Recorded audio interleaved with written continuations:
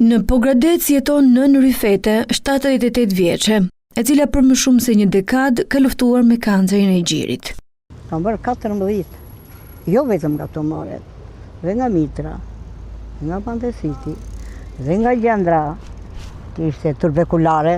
E diagnostikuar në moshën 56 vjeçare, ajo përballoi 14 operacione, 6 kimioterapi dhe 5 muaj rrezatime, por kurrë nuk e humbi shpresën. E mora veç kisha tumor, as u tremba, as pare, sepse unë e kapa në kohë, dhe kur e kap në kohë, 90% është e shërushme.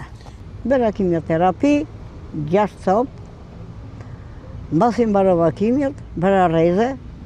E vetme me burrin e sëmur dhe fëmijët në emigracion, ajo përballë me të gjitha vështirësitë. Në çdo ndërhyrje e në çdo kimio, nuk e humbi shpresën. Vetë pare.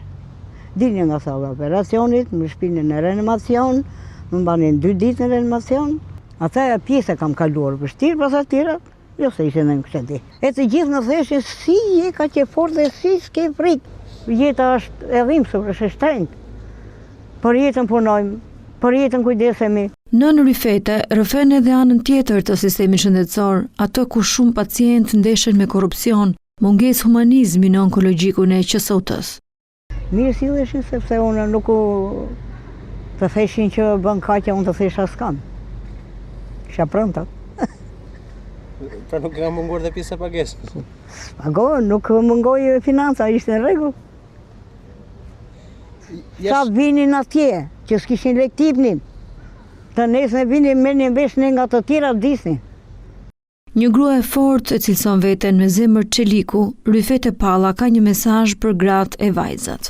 Motrat tona, nënat tona, të mos ngurojnë të bëjnë sa më shpejt kontrolle.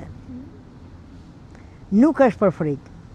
Aq më mirë kur e kap në kohë, kurohet dhe kuron doktori dhe je në rregull. Në qoftë se ti ke frikë, nuk kontrollohet, ajo punon në fshehtësi të mori. E ta ha kështu pa besë nga brenda.